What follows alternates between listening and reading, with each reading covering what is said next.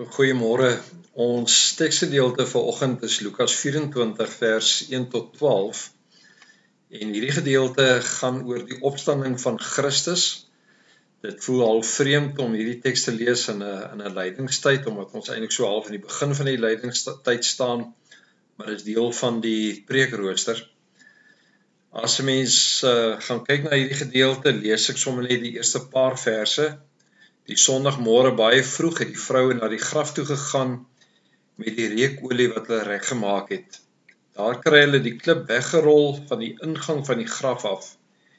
En toe hulle ingaan, het hulle nie die liggaam van die Here Jesus gekry nie. Hulle het nie geweet wat om daarvan te dink nie. Met een staan daar by hulle 2 manne met blink klere aan. Die vrou het groot geskrik en met hulle gesig na die grond toe gebuig. Toe sê die manne vir hulle: "Waarom soek julle die lewende by die dooies? Hy is nie hier nie, hy is uit die dood opgewek." Net tot sover. U is welkom om ook die res van die gedeelte dan ook te lees. Gemeente, ek dink as 'n mens dink aan Paasondag, dan is Paasondag eintlik die hoogtepunt van die Christelike geloof. En tog is dit seker hierdie erediens wat die swakste bygewoon word eintlik deur alle eeue. As jy mens dink aan Kersfees, is daar 'n aanloop tot Advent. Daar's einde van die jaar 'n Kerssangdiens. Daar word geweldig baie gemaak van Kersfees en dikwels is die eredienste stampvol met Kersfees. So ook met Goeie Vrydag. 7 lydenssondae wat getuig van die lyding van Christus, maar tog is dat die hoogtepunt baie keer die aspoestertjie van die kerkjaar word. Hierdie gedeelte wat ons vanoggend lees, herinner ons aan die woorde van Dietrich Bonhoeffer, wat gesê het dat Christus 1000 keer gebore kan word. Hy kan 100 keer gekruisig word op Golgotha, maar as die graf nie leeg is nie, dan het ons geloof eintlik geen betekenis nie. Want dit is juist deur die opstanding van Jesus Christus waar ons geloof betekenis kry, vir ons inhoud gee, sodat ons leef met hierdie wonderlike wete dat ons ook deel het aan die lewe in Christus, deel het aan die ewige lewe en dat hy ook vir ons herinner daarin dat hy ons oproep tot hierdie nuwe lewe ook in Christus. Tog is dit dat die opstanding van Christus baie keer bevraagteken word. Een van die argumente wat gebruik word om Jesus se opstanding te bevraagteken, is juist die opmerking dat mense sê dat Christus dan ook gesteel was. Sy liggaam was gesteel, en daarom is dit tog besonder ook in hierdie gedeelte dat ons lees dat die linnedoeke netjies opgevou was. Nou, wanneer 'n liggaam gesteel sou geword het, dan beteken dit dat die persoon met die linnedoeke verwyder sou gewees het. En die feit dat die linnedoeke dan ook opgevou is, by die kopgedeelte dan neergesit is, getuig dan ook van die opstanding van Christus.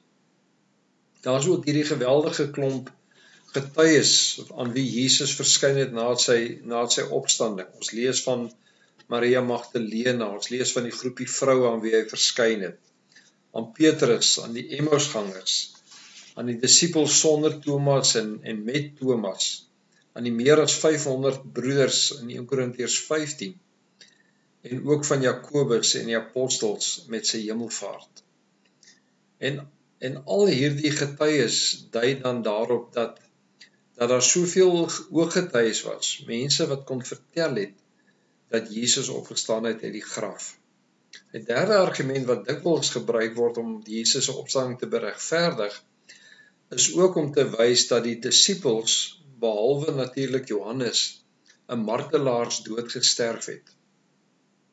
En die feit dat hulle vir 40 jaar getrou gebly het aan hulle getuienis, niks daarvan verander het nie, getuig dan ook hiervan. Gary Habermas sê dat leenaars maak swak martelare.